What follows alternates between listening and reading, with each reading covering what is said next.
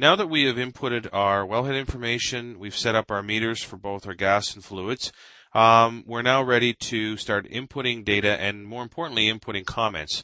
We have a new feature in Field Notes version 3, and if you take a look at the table here, you can see how my columns are all set up, but there's a column here called an E column, and the E column is what's called an events column. And that allows you to put in comments. In the past, in previous versions, the problem with Field Notes tables was that in many cases, the comments would overwrite a lot of the critical data. And that created some problems for both our testing clients as well as producers.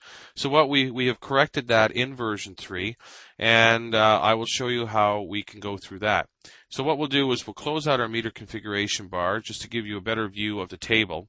And if we now go to our events column, we'll put in a date here. So we'll just call it 02/12,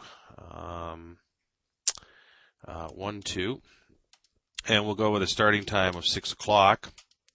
And then if you simply click on the if you left click on the events column, you click on the little square which I have my pointer positioned at right now. If I click there, you can see how the add event window comes up. And Field Notes, in the new Field Notes, we provide you with multiple choices here. So you can manually input a comment here. So if I wish to put in, we'll just put in anything here. I'm just typing in some characters.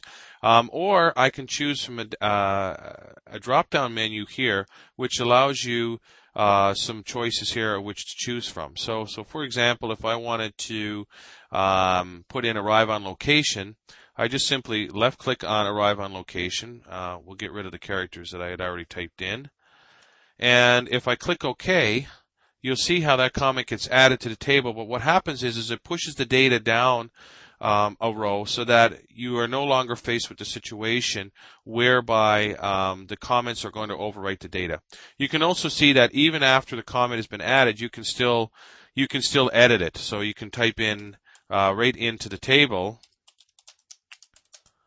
arrive on location, and so on and so forth. So the other thing we can do as well is if you click on the next line down, we'll click on the E column again, or the events column, and you click on edit list, it allows you to add choices or delete choices into your drop-down menu.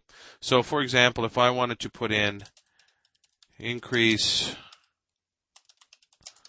orifice plate to 5 inches, if I click on add and I click OK, and if I click on the drop-down menu, you can see now that that has been added to your list of choices. So what we'll do is we'll just simply add in a couple of other comments here. So we have arrive on location.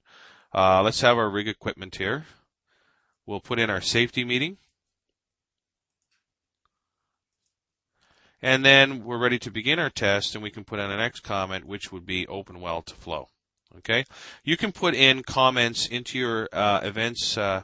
You can put in comments into your events row at any time during your production test. You can edit, and you can add choices. So again, I wanted to make a change here. So say I wanted to change open well to flow to put in start frac. So we can put in start frac. We click OK, and you can see how that comment has now been changed from open well to flow to start frac. If I wanted to edit the list, and I wanted to delete to start frac, I can just simply click on start frac, click on delete, click on OK, and if I go back into my drop-down menu, you can now see that that choice has now been deleted. So we'll just go back to open well to flow, and then we can immediately start to put in our values.